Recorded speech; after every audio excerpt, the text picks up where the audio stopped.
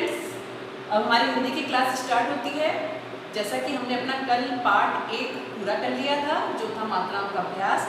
अब हम अपने अगले पार्ट की तरफ बढ़ते हैं, हमारा पार्ट 2, मीनू की बकरी।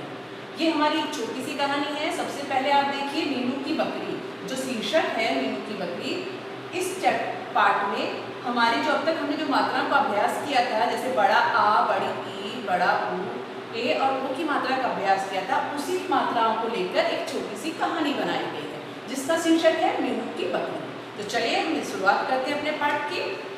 पार्ट 2 हमारा मीनू की बकरी, जिसमें है कि सबसे पहले हम पार्ट की ओर जब पढ़ते हैं तो हमें एक छोटी सी पिक्चर चित्र दिखाई देता है। ये चित्र किसका बना है, आप पहचानिए सारे बच्चे। तो ये किसका चित्र दिख रहा है आपको, ये है बकरी का चित्र। किसका है, बकरी का। इसको आपको सुंदर रंग में कलर्स करना है और इसका नाम लिखना है। चलिए अब हम अपने पाठ की तरफ बढ़ते हैं। मीनू बगीचे में झूला झूल रही थी, तभी एक आवाज आई, श्श करके एक आवाज उसको सुनाई दी। यानी मीनू एक छोटी बच्ची थी जो अपने बगीचे में झूला झूल रही थी और उसको एक आवाज सुनाई दी, श्श करके कोई आवाज उसको सुनाई दी।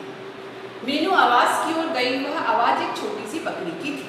जब मीनू उस आवाज, जहाँ से वो आवाज आ रही थी, उस आवाज की तरफ बढ़ी तो उसको एक छोटी सी बकरी की आवाज सुनाई दी। बकरी झाड़ी में थी।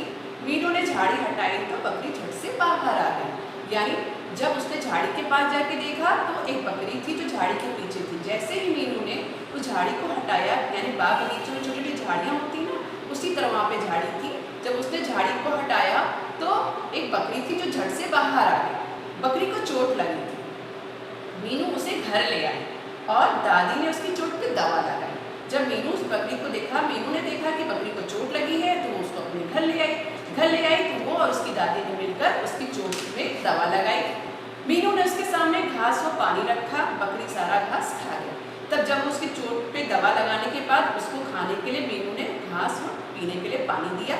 बकरी जो है सारा घास खा गई। अगले दिन बकरी मीनू के साथ खेलने कूदने लगी। बकरी मीनू की सहेली बन गई। यानी अगले दिन जब वो स्वस्थ हो गई, उसकी चोट ठीक हुई, तो वो खुश हो गई और वो मीनू के साथ खेलने कूदने लगी और दोनों क्या हुआ, दोस्त बन गए।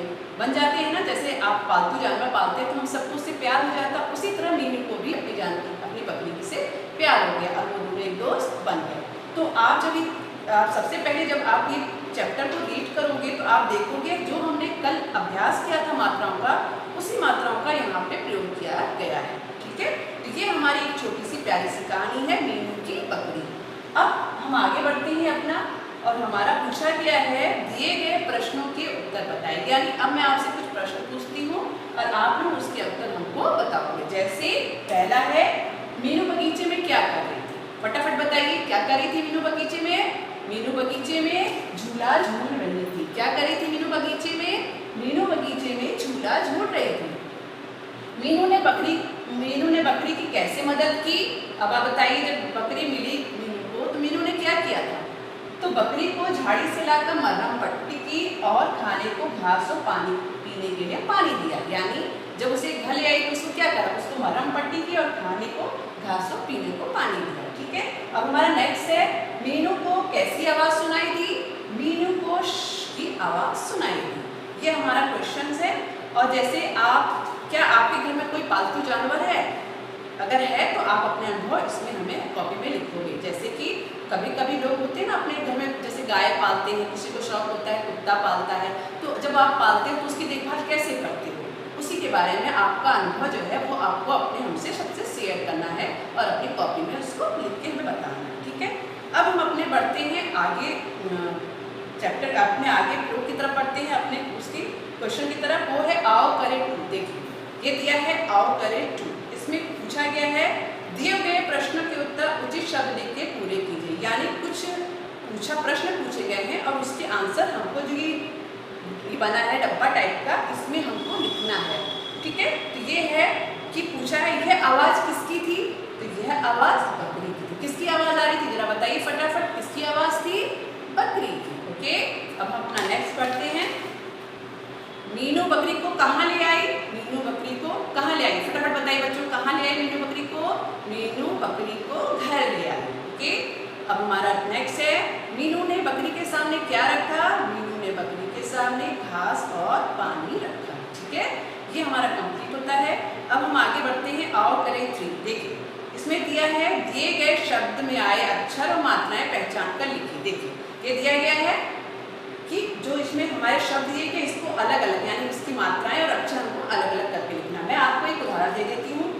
जैसे लिखा है तोता, ठीक है, ये लिखा हुआ इस तरह से। अब हमको बोला गया है कि अलग अलग करके लिखिए। अब हम लिखेंगे त प्लस किया, उसके ऊपर बगल में हमने लिखा तो, किसकी मात्रा लगी है ओ की, तो हमने लिखा तो, उसके बाद हमने फिर किया प्लस, फिर हमने लिखा त के बगल में किसकी मात्रा लगी है आ, ठीक है। इस तरह से हमको लिखना है। तो ये हमारा कंप्लीट पूरा शब्द क्या बन जाएगा। फिर हम इसको सही त में ओ की मात्रा तो, फिर त में आ की मात्रा ता। तो ये हमारा पूरा शब्द बन गया तोता। इसी तरह से ये वर्क आपको कंप्लीट करना है। ओके, अब हम नेक्स्ट की तरफ बढ़ते हैं। यह है आओ करें 4, चित्रों के नाम पूरे कीजिए। यानी आपकी सुविधा के लिए चित्र बने हुए हैं और उनके एक एक अक्षर छोड़ दिए गए हैं। आप चित्र देखोगे और चित्र के अनुसार उनके नाम को पूरा करोगे। जैसा मैं पहले बता देती हूँ, ये देखिए क्या बना, क्या दिख रहा है आप लोगों को, ये हमें दिख रहा है, क्या दिख रहा है बताइए। आप लोगों ने पहचान लिया, बिल्कुल पहचान लिया होगा। ये दिख रहा है और लास्ट में लिखा है ल। आगे क्या लिखेंगे, क में बड़ी की मात्रा कील, क्या बना है, कील बनी है।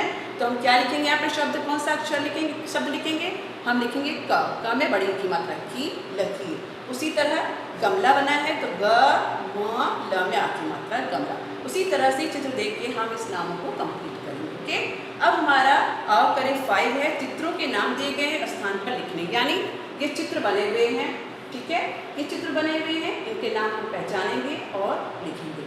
तो आई होप आप लोग फटाफट नाम पहचान जाओगे, क्योंकि देखिए घास लिखा है, बकरी लिखी है, झूला लिखा है, ठीक है। अब हम तो ये हमारा हो गया आओ करें 5। तो ये हमारा कंप्लीट होता है हमारा चैप्टर 2 मीनू की बकरी। ओके, आई होप कि आप सबको ये समझ में आ गया होगा। और सबसे पहले आप क्या करोगे, सबसे पहले आप पूरे चैप्टर को अपने शब्दों में रीड करोगे, पढ़ोगे। पढ़ने से ही हमें अक्षरों का ज्ञान होगा, मात्राओं का